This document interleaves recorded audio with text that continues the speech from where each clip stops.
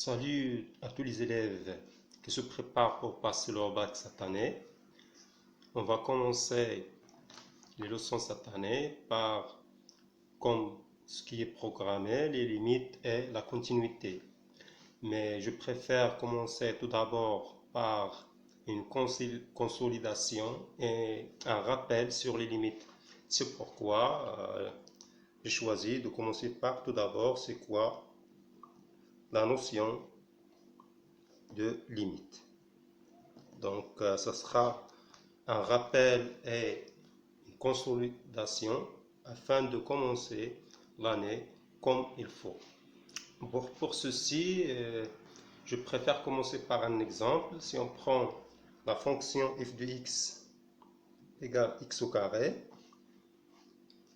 voilà, si on remplit un tableau de valeurs, si on prend des valeurs pour x et on va calculer leur image, donc si on prend pour valeur par exemple 1, 2, 4, 3, 4, 10, disons 100, disons 10 exposant 3, disons 10 exposant 6, etc. Et on va voir ce que ça va donner. Bon, donc pour l'image de 1, ce sera 1, pour l'image de 2, ce sera 4, 9, 16, 100, 10 000, 10 exposant 6, parce que 10 exposant 3 au carré, ça va être 10 exposant 6, 10 exposant 12. Donc, qu'est-ce qu'on peut remarquer? Tant que x prend des valeurs infiniment grandes, f de x aussi prend des valeurs infiniment grandes. Donc, on peut dire d'une autre façon, quand x s'agrandit, f de x aussi s'agrandit. Donc, on peut dire que quand x tend vers plus l'infini, f de x tend vers plus l'infini. Elle prend des valeurs infiniment grandes. Alors, cette expression-là, on peut la résumer par l'expression il et m de f de x, et en bas, x tend vers plus l'infini, égale plus l'infini. Donc, c'est ça ce qu'on appelle une limite. Donc, la limite de f de x quand x tend vers plus l'infini, c'est plus l'infini. Cela veut dire que lorsque x prend des valeurs infiniment grandes, f de x aussi prend des valeurs infiniment grandes. On va voir lorsqu'on prend des valeurs négatives. Par exemple, on va prendre moins 1, moins 2, moins 3, moins 4, moins 5, moins 10, moins 100, moins 10 exposant 6 par exemple. Voilà. On va calculer leur carré. Donc ce sera 1, 4, 9, 16, 25, 100, 10 000, 10 exposant 12. Alors, dans ce cas, on a quand x tend vers moins l'infini, regardez bien que x prend des valeurs plus petites. Donc, quand x prend des valeurs plus petites, f de x prend des valeurs plus grandes. Alors, quand x tend vers moins l'infini, f de x tend vers plus l'infini. Alors, cette expression-là, on va la résumer par ce qui suit. Lim f de x, et en bas, x tend vers moins l'infini égale plus l'infini. C'est-à-dire que quand x prend des valeurs plus petites, infiniment petites, f de x prend des valeurs infiniment grandes.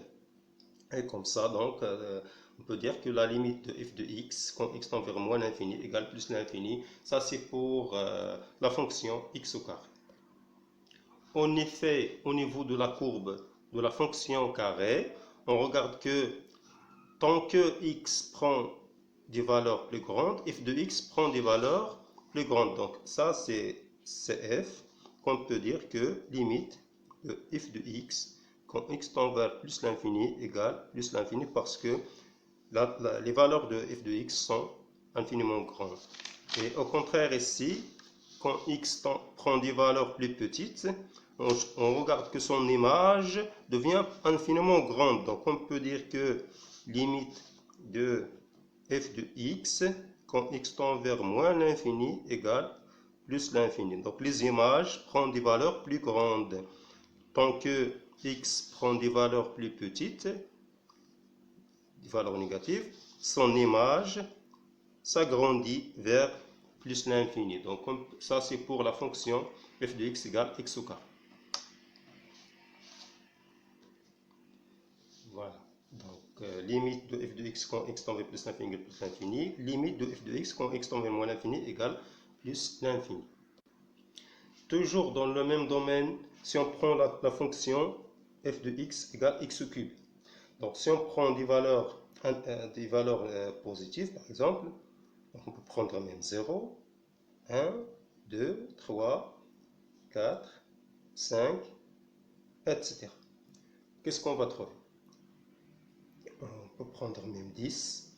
Donc l'image de 0 c'est 0, l'image de 1 c'est 1, l'image de 2 c'est 8, l'image de 3 c'est 27, 64, 125, 125 et 1000. Alors, quand x prend des valeurs plus grandes, quand x s'agrandit, f de x aussi s'agrandit. Donc on peut dire que la même chose, limite de f de x quand x tend vers plus l'infini égale plus l'infini. Donc la traduction de cette expression, c'est que tant que x prend des valeurs infiniment grandes, f de x aussi, c'est-à-dire les images de x, prend des valeurs infiniment grandes. Donc la limite de f de x quand x tend vers plus l'infini égale plus l'infini.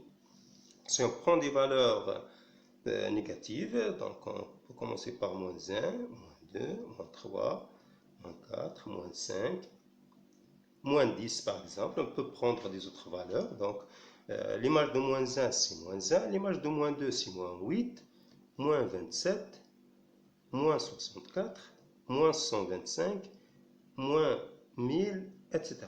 Donc on regarde que tant que x prend des valeurs infiniment petites, f de x aussi prend des valeurs infiniment petites. Donc quand x tend vers moins l'infini, f de x aussi tend vers moins l'infini. Donc on peut résumer cette expression par la notation lim f de x quand x tend vers moins l'infini égale moins l'infini. Ça c'est pour la fonction x au cube. En effet, si on prend la représentation graphique de la fonction x au cube, f de x égale x au cube, on remarque que tant que x prend des valeurs plus grandes, f de x, c'est-à-dire l'image de x, prend des valeurs plus grandes. Donc l'image de 1 c'est 1, l'image de 2 c'est 8, elle est là. Donc ça ne se voit pas, l'image de 3 ne se voit pas parce qu'elles sont grandes. Donc qu'est-ce qu'on peut dire? On peut dire que limite de f de x quand x tend vers plus l'infini égale plus l'infini. Lorsque x tend vers moins l'infini, donc lorsque x prend des valeurs négatives, on regarde que son image aussi elle est négative et elle est infiniment plus petite. Donc l'image de 1 c'est 1, l'image de 2 ça ne se voit pas sur le graphique parce que c'est infiniment petit. Donc c'est comme ça, donc on regarde que la courbe tend vers des valeurs négatives. Donc on peut résumer tout ça par l'expression limite de f de x quand x tend vers moins l'infini égale moins l'infini. Donc ça c'est pour la fonction cube, ce qu'on appelle la fonction cube, la fonction f de x égale x au cube. Donc on a vu deux exemples pour quand x tend vers plus l'infini ou bien moins l'infini. On va voir un autre exemple qui va nous donner une interprétation, ou bien une certaine représentation sur la notion de limite et en ce qui concerne x tend vers un nombre. On prend par exemple la fonction f de x égale 1 sur x. Donc, si on prend des valeurs, comme on a vu déjà, sachant que x doit être différent de 0, donc 0 n'est pas défini, n'appartient pas au domaine de définition, donc f de x n'est pas défini en 0. Donc, on prend des valeurs, par exemple, 1 demi, 1, 3 demi, 2, 5 demi, 3, 4, 5, etc. Donc on regarde ici que x a grandi. On va voir son image. Donc l'inverse de 1 demi c'est 2, l'inverse de 1 c'est 1, l'inverse de 3 demi c'est 2 tiers, l'inverse de 2 c'est 1 demi, l'inverse de 5 demi c'est 2 cinquièmes, l'inverse de 3 c'est 1 tiers, l'inverse de 4 c'est 1 quart, l'inverse de 5 c'est 1 cinquième. Et comme ça de suite. Regardez bien. On a commencé par x qui s'agrandit.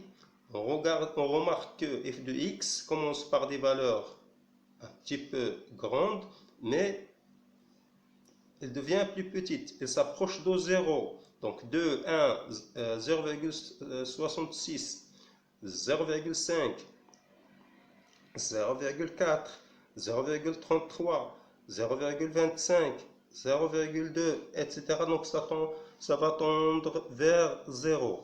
Donc on peut dire que limite de f de x, quand x tend vers plus l'infini égale 0. Et bien sûr, on a des nombres positifs, donc on va mettre 0 plus, c'est-à-dire ce sont des nombres positifs. Des nombres positifs plutôt. Donc, la limite de f de x quand x tend vers plus l'infini égale 0 plus. On va prendre quand x prend des valeurs plus petites, au voisinage de 0, sachant que x ne doit pas être égal à 0. Donc on va prendre l'inverse de ça. Donc si on prend la valeur de 5, 4, 3, 2, 1, 1 demi, 1 quart, 1 cinquième par exemple. Donc on a f de x qui prend des valeurs plus petites au voisinage de 0, parce qu'il devient ici au voisinage de 0, mais les valeurs, donc 1 cinquième, 1 quart, 1 tiers, 1 demi, 1, 2, 4, 5, etc.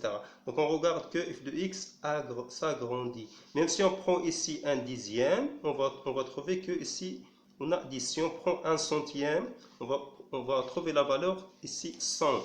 Donc on peut dire que limite de f de x quand x tend vers 0, et attention, on travaille ici sur des nombres positifs, c'est-à-dire au voisinage de 0. On ne doit pas atteindre 0, mais au voisinage de 0, à droite de 0. On va voir plus tard ceci sur le graphique. Égal plus l'infini. C'est-à-dire, quand x s'approche de 0, f de x prend des valeurs plus grandes.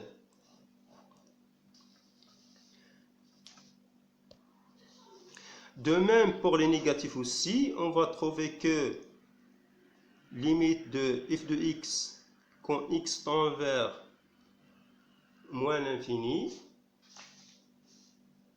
on va trouver que c'est égal à 0, moins bien sûr, et limite de f de x, quand x tend vers 0 à gauche de 0, elle va être moins l'infini. Donc sur le graphique,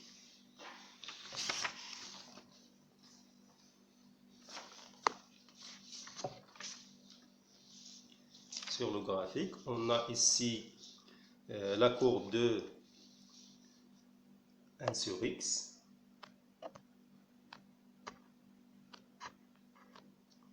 Donc, quand x prend des valeurs infiniment grandes, on regarde que la courbe devient plus petite et elle s'approche de l'axe des abscisses. Elle ne le touche pas, mais elle s'approche. Donc, on peut dire que limite de f de x égale 0 quand x tend vers plus l'infini.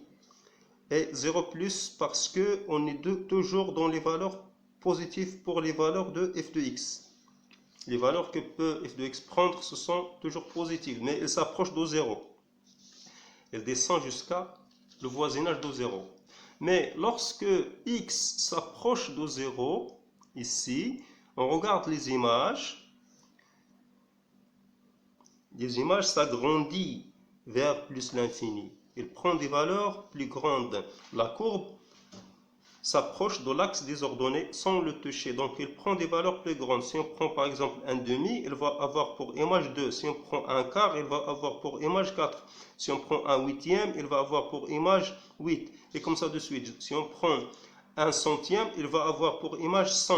Donc, c'est pourquoi on peut dire que limite de f de x, quand x tend vers 0, à droite de 0, voisinage de 0, égale plus l'infini. Donc on s'approche de 0 ici, x s'approche de 0 sans atteindre la valeur 0, mais à droite de 0, c'est-à-dire on est toujours dans les valeurs positives.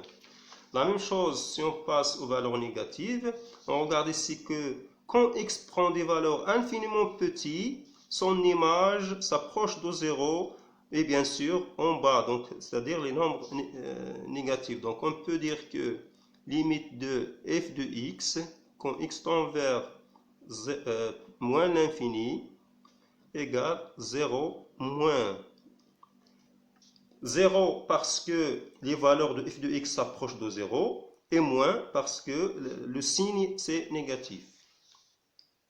La même chose ici, quand x s'approche de 0 à gauche, il n'atteint pas 0 mais il s'approche de 0 à gauche.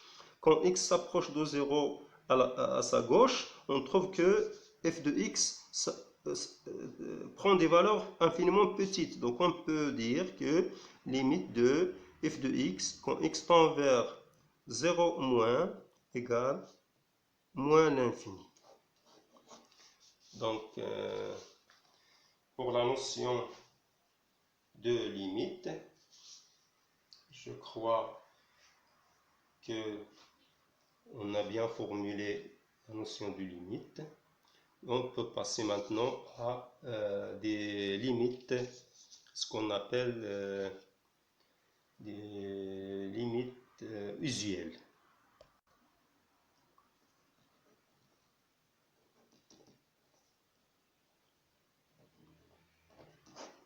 Les limites usuelles. Donc, si on prend limite de x quand x tend vers plus l'infini, c'est bien sûr égal plus l'infini. Et bien sûr, limite de x quand x tend vers moins l'infini égale moins l'infini. Pour ça, on n'a pas de problème.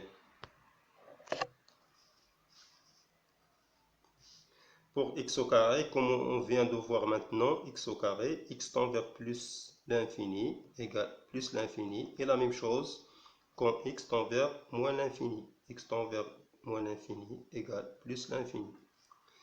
Limite de x au cube quand x tend vers plus l'infini égale plus l'infini, comme on a déjà vu il y a un instant. Et aussi limite quand x tend vers moins l'infini de x au cube égale moins l'infini.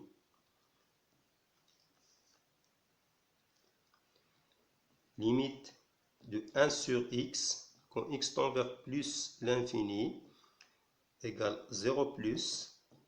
Et limite de 1 sur x quand x tend vers moins l'infini égale 0 moins. On va voir ça sert à quoi 0 plus et 0 moins. On va voir ça dans ce qui concerne les applications sur les limites.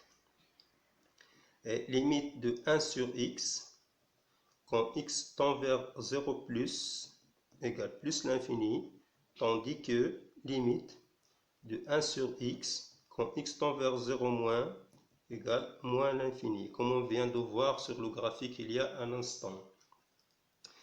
Limite de racine carrée de x quand x tend vers plus l'infini égale plus l'infini.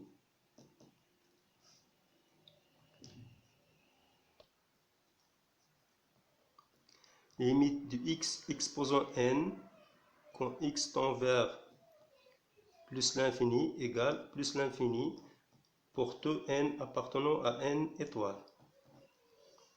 les nombres entiers naturels. Limite de x exposant n quand x tend vers moins l'infini égale plus l'infini si n est positif. Si n est pair. Et limite, parce que n est toujours positif, je me suis trompé. Limite de x exposant n quand x tend vers moins l'infini égale moins l'infini si n est impair. Comme vous voyez dans x au carré, comme le 2 est pair, on a trouvé que quand x tend vers moins l'infini, limite de x au carré égale plus l'infini. Mais pour x cube, puisque 3 est un nombre impair, on avait limite de x cube quand x tend vers moins l'infini égale moins l'infini. Bien sûr, on peut trouver des autres cas, par exemple le cas suivant.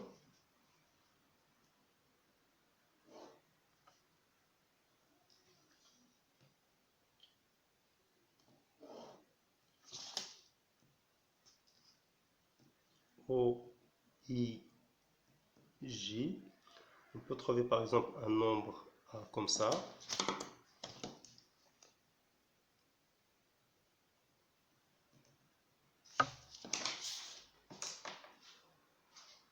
On peut trouver une courbe de cette façon-là. Donc la courbe CF s'approche de la droite x égale à a, mais elle ne touche pas. Donc dans ce cas, on a limite de f de x quand x tend vers a, x plus grand que a égale plus l'infini. Si on a ce cas,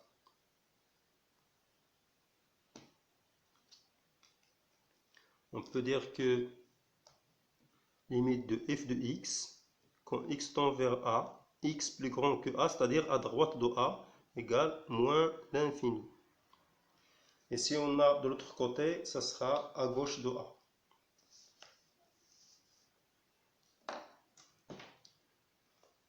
Supposons qu'on a cette courbe-là, comme ça, qu'on peut dire que limite de f de x, quand x tend vers a, x plus petit que a, égale plus l'infini. Et si on a la courbe de cette façon-là de l'autre côté,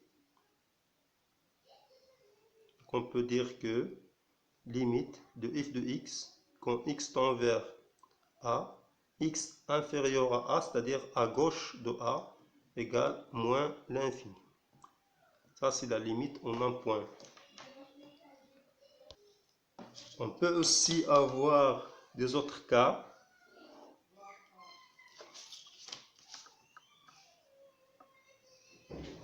Comme les cas suivants.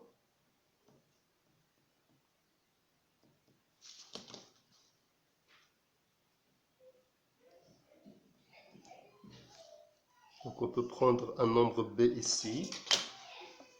Donc si on a cette forme-là, donc on peut dire que limite de f de x quand x tend vers moins l'infini égale b. Donc x prend des valeurs plus petites, alors f de x s'approche de la droite d'équation y égale à b. Et si on a cette courbe de cette façon-là, on peut dire que limite de f de x quand x tend vers plus l'infini égale b. Quand x prend des valeurs infiniment grandes, on regarde que la courbe CF s'approche de la droite d'équation y égale à b, mais elle ne la touche pas. C'est ce qu'on appelle une asymptote.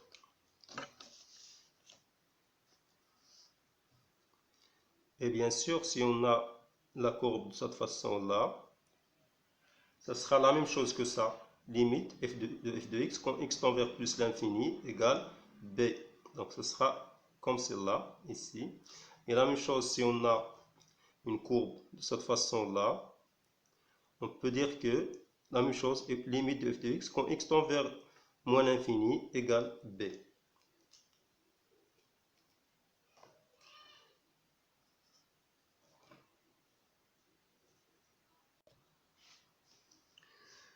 Bon, pour les fonctions qui sont définies en un nombre, supposons que on a f de x, on a d de f, et on a un nombre a qui appartient à d de f.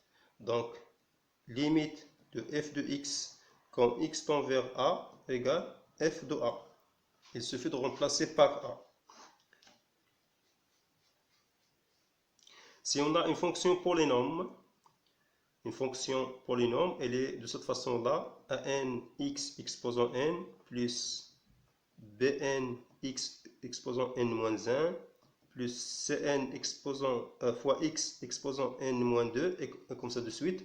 Donc, limite de f de x quand x tend vers plus ou bien moins l'infini égale limite quand x tend vers plus ou bien moins l'infini de an x exposant n. Le terme du plus grand exposant. Exemple,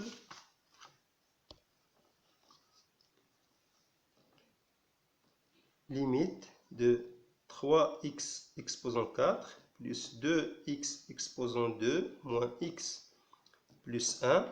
Quand x tend vers plus l'infini, pour calculer cette limite, il suffit de prendre le terme de plus grand exposant, c'est-à-dire, donc ça va devenir, donc on va appeler ça L égale, donc égale, limite, quand x tend vers plus l'infini, de 3x exposant 4.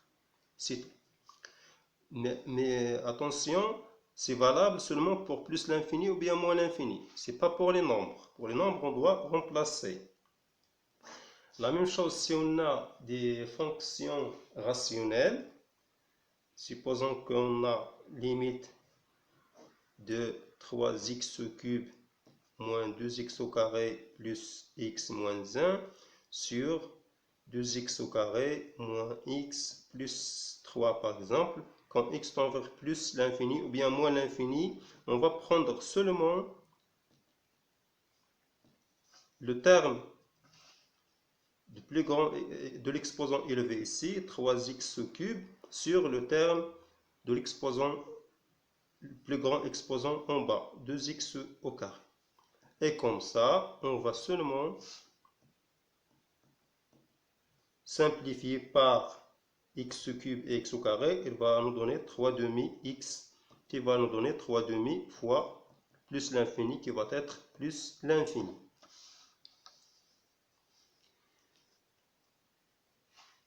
C'est le moment alors de voir les opérations sur les limites. Et on va commencer par la somme, les limites et la somme. Supposons que la limite de f, quand x tend vers soit un nombre, soit plus l'infini ou moins l'infini, peu importe, égale un nombre réel, et la limite de g égale un autre nombre, donc la limite de leur somme égale la somme des deux limites. La première limite plus la deuxième limite. Supposons que on a la limite de f, c'est un nombre réel, et la limite de g, c'est plus l'infini. Donc la somme des deux, elle sera plus l'infini. Supposons que la limite de f, c'est L, un nombre réel, et la limite de g, c'est moins l'infini. Donc la limite de la somme, c'est moins l'infini. L'infini toujours s'impose par rapport aux autres nombres. Et inversement, si on a la limite de f, c'est plus l'infini, la limite de g, un nombre, donc ça sera plus l'infini. Si on a la limite de f de x, c'est plus l'infini, moins l'infini, la limite de g, un nombre, donc la limite de la somme, ce sera moins l'infini. Si on a la limite de f, c'est plus l'infini, et la limite de g, c'est plus l'infini, donc leur somme, ce sera pour limite plus l'infini. Si on a la limite de f moins l'infini et la limite de g moins l'infini, la limite de leur somme, ce sera bien sûr moins l'infini. Mais attention, si on a la limite de f plus l'infini, la limite de g moins l'infini, ou bien l'inverse, la limite de g de f moins l'infini, la limite de f plus l'infini, c'est ce qu'on appelle une forme indéterminée, ou la note fi. Donc, qu'est-ce qu'il faut faire? Il faut enlever l'indétermination avec des méthodes qu'on va voir, soit avec la factorisation, ou bien la factorisation et simplification parfois, et comme ça de suite. Donc, on peut avoir beaucoup de cas, chaque cas a sa particularité. On passe maintenant au produit de deux fonctions. Donc, et attention, faites attention, ici un petit peu compliqué, je dis un petit peu, pas tout à fait compliqué, mais on doit faire attention. Donc, si on a la limite de f un nombre réel, la limite de g un autre nombre réel quelconque, donc la limite de leur produit, c'est le produit des deux limites, L fois L'. Si on a la limite de f un nombre réel positif, et la limite de g plus l'infini, donc un nombre positif fois plus l'infini, il va nous donner plus l'infini. Si on a la limite de f un nombre réel positif et la limite de g moins l'infini, donc la règle de positif fois négatif va être négative, donc ce sera moins l'infini. Si on a la limite de f un nombre négatif et la limite de g plus l'infini, donc négatif fois positif, il va nous donner moins, donc moins l'infini. Si on a la limite de f un nombre négatif et la limite de g moins l'infini, donc la règle de produit négatif fois négatif doit être positif, donc plus l'infini. Et bien sûr, et inversement, si on a la limite de f plus l'infini et la limite de g un nombre positif, donc le produit ce sera plus l'infini. Si on a la limite de f moins l'infini et la limite de g un nombre positif, donc ce sera moins l'infini, et inversement de ces deux-là. Donc vous pouvez compléter ça tout seul. Si la limite de f est plus l'infini et la limite de g c'est plus l'infini fois plus l'infini, c'est plus l'infini. Si la limite de f est plus l'infini et la limite de g c'est moins l'infini, ou bien inversement, la limite de f moins l'infini et la limite de g plus l'infini, donc leur produit ce sera moins l'infini, la règle de positif fois négatif, ou bien négatif fois positif. Si la limite de f est moins l'infini et la limite de g c'est moins l'infini, alors leur produit il va être plus l'infini, négatif fois négatif est toujours positif. Maintenant, si la limite de f c'est 0 et la limite de g soit plus l'infini ou bien moins l'infini, ou bien la limite de f plus l'infini ou bien moins l'infini et la limite de g est 0. Donc chaque fois que vous aurez 0 fois l'infini, c'est ce qu'on appelle forme indéterminée. Qu'on note FI.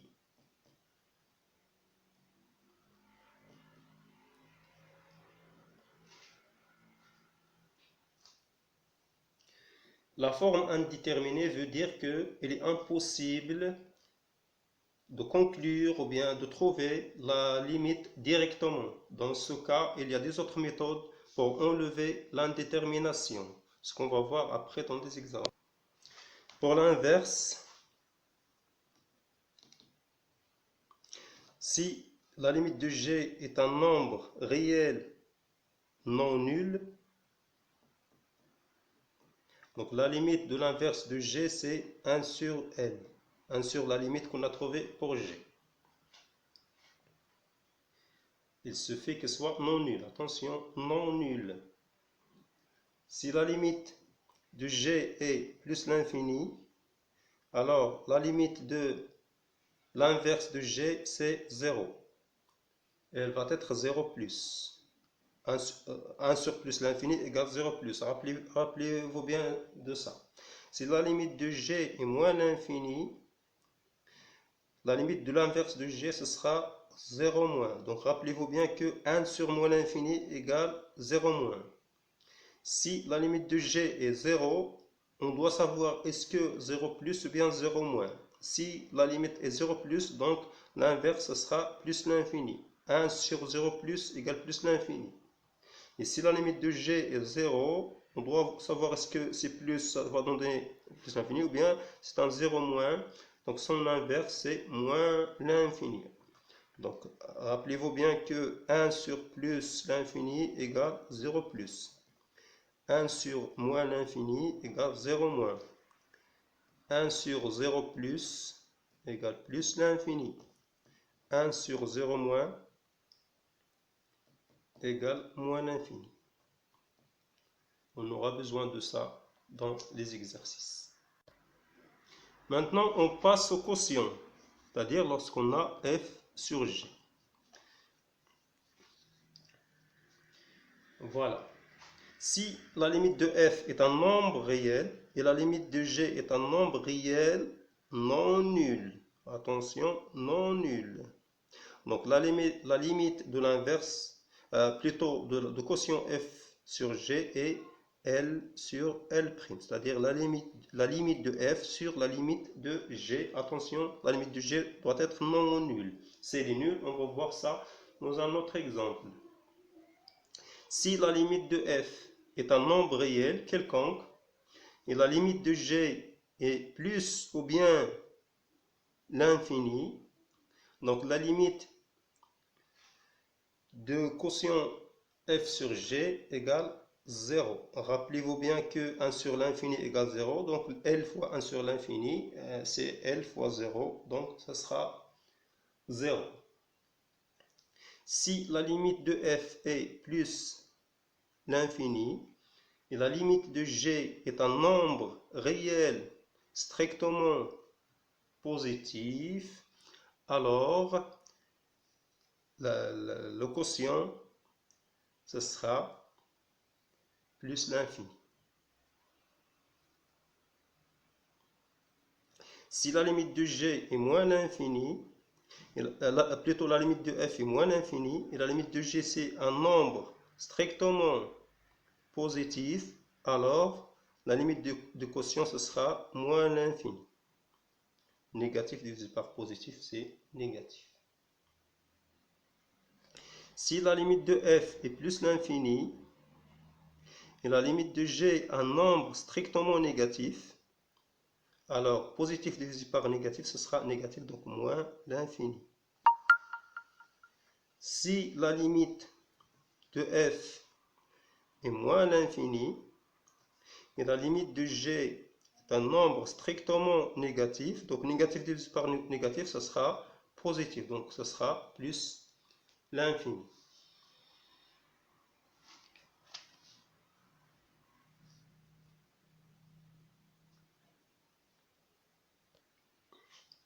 Si la limite de f est moins l'infini, ou bien un nombre réel strictement négatif, et la limite de g c'est 0 plus, alors la limite du quotient ce sera moins l'infini. C'est-à-dire moins l'infini sur 0 plus et moins l'infini. Un nombre négatif sur 0 plus, ce sera moins l'infini. Et si la limite de f est plus l'infini, ou bien un nombre strictement positif, et la limite de g c'est 0 plus, alors la limite du quotient, ce sera plus l'infini. Et si la limite de f est moins l'infini, ou bien un nombre strictement négatif, et la limite de g c'est 0 moins, alors ce sera plus l'infini, négatif sur négatif. Et si la limite de f est plus l'infini, ou bien un nombre strictement positif, et la limite de g est 0 moins, alors la limite du quotient ce sera moins l'infini. Si la limite de f est 0 et la limite de g est 0, on n'a pas besoin de sur plus ou 0 moins, donc c'est une forme indéterminée. De même, si la limite de f est l'infini et la limite de g est l'infini, soit plus ou bien moins, peu importe, plus l'infini sur plus l'infini, forme indéterminée, moins l'infini sur moins l'infini, forme indéterminée, moins l'infini sur plus l'infini, forme indéterminée, plus l'infini sur moins l'infini, forme indéterminée.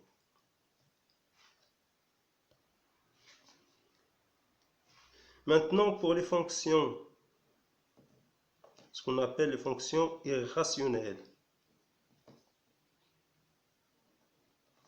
Les fonctions irrationnelles, ce sont les fonctions sous la forme f de x égale racine carrée de u de x.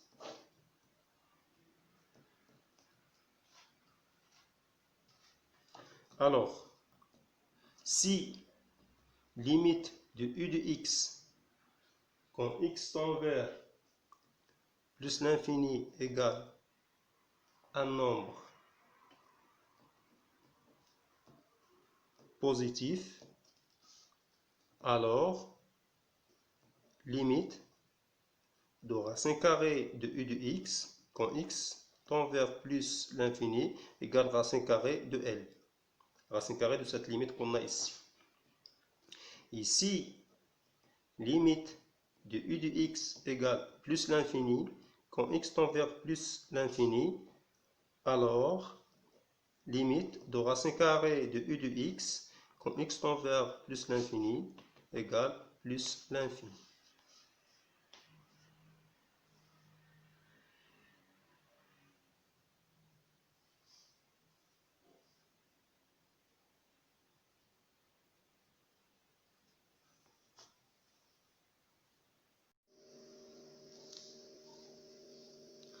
On passe maintenant aux limites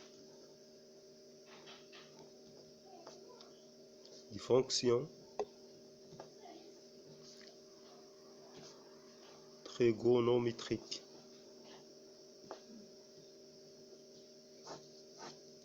Ce qui est cosinus, sinus et tangente. Alors, limite sinus x sur x quand x tend vers 0 égale à 1. De même pour tangente x sur x, toujours quand x tend vers 0 égale à 1. Limite sinus ax sur x quand x tend vers 0 égale à a.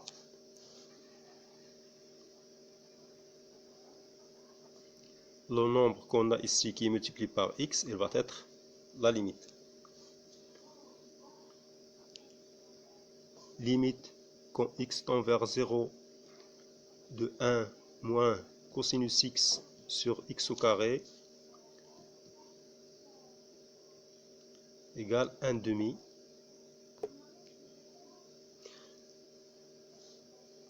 Je reviens ici, il faut que a soit différent de 0. Ici a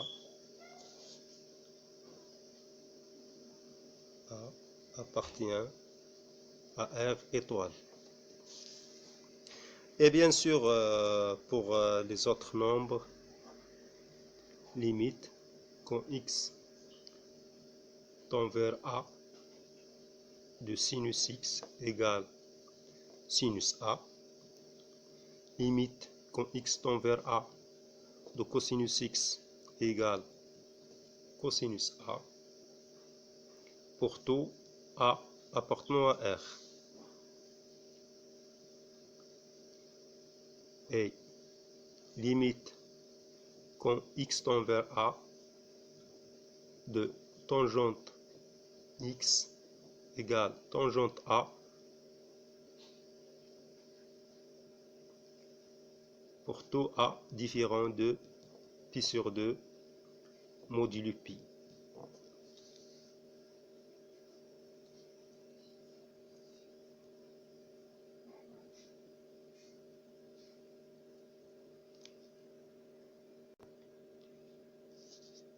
Maintenant, on passe à la dernière partie, la relation entre limite et comparaison.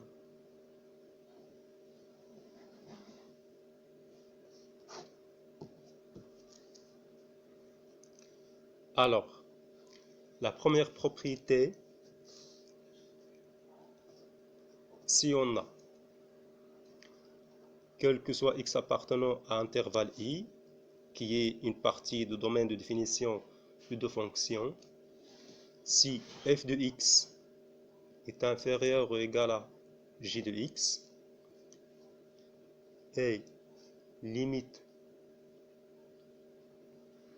de f de x égale plus l'infini, alors forcément limite de j de x quand x tend vers soit un nombre soit plus l'infini, peu importe, égale plus l'infini.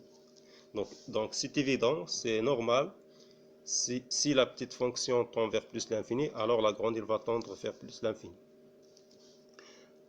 La deuxième propriété, si quel que soit x appartenant à un intervalle i qui fait partie du domaine de définition de f et de g, si on a f de x plus petit que g de x, et limite de g de x quand x tend vers plus l'infini, ou bien quand x tend vers un nombre égale moins l'infini, alors limite de f de x quand x tend vers plus l'infini égale moins l'infini. Et bien sûr, ce sera évident, si la grande tend vers moins l'infini, bien sûr, la petite elle va tendre vers moins l'infini aussi. La troisième propriété, si quel que soit x appartenant à un intervalle i qui fait partie du domaine de définition de trois fonctions, si on a une fonction f qui est comprise entre deux autres fonctions, u et v, et limite de u de x quand x tend vers par exemple plus l'infini égale limite quand x tend vers plus l'infini de v de x égale un nombre L, un nombre réel. Donc si on a ces deux conditions, alors forcément ça sera limite de f de x quand x tend vers plus l'infini égale la même limite que u et v.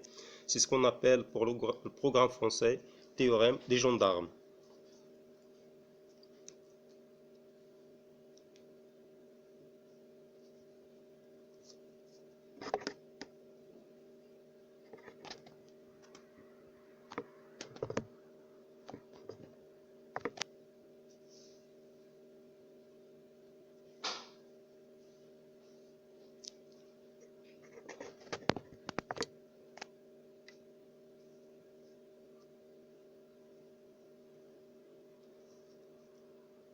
J'espère que ce rappel vous a donné un plus. Donc à la prochaine fois, on va passer à des exercices d'application. À bientôt.